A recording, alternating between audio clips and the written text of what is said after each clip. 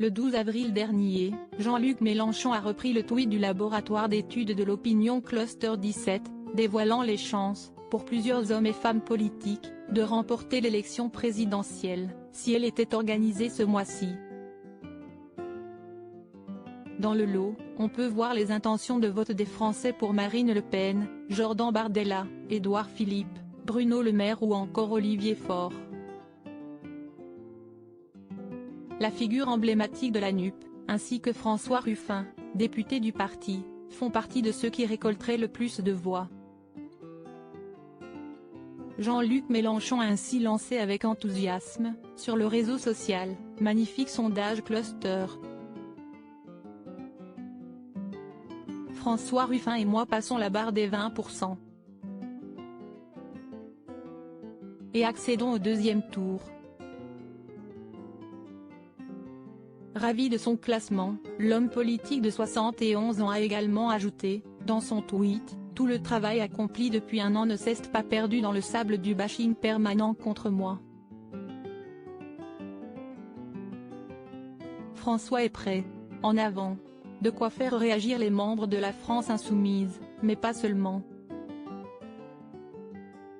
Ce n'est pas de la petite tactique, si est de la stratégie.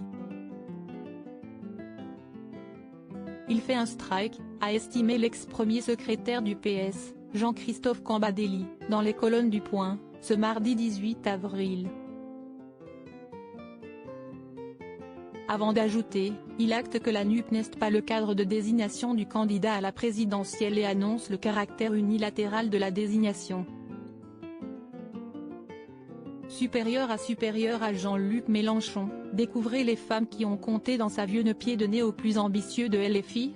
Pour un député socialiste, comme le rapportent nos confrères, la réaction de Jean-Luc Mélenchon prouve qu'il brouille les pistes et crée la confusion, notamment parce qu'il feint de désigner son successeur, à savoir François Ruffin.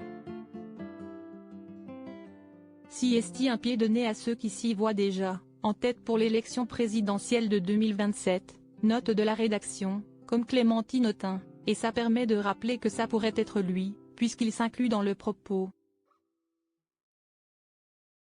Pour rappel, en mars dernier, dans les colonnes de la Provence, l'homme politique estimait que la saison des élections, pour lui, est passée avant d'assurer que non, il ne imagine pas être de nouveau candidat.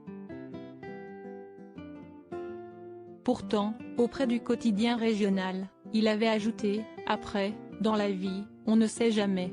De son côté, François Ruffin avait déclaré, sur France Info, au sujet du tweet du représentant de son parti, « Je lui dis merci, si est sympa tout ça. Si est gentil, mais ce n'est pas le moment. » De quoi laisser penser qu'il n'a pas encore envie de se mettre autant en avant pour la prochaine élection présidentielle, et qu'il se serait visiblement bien passé de ce coup de projecteur.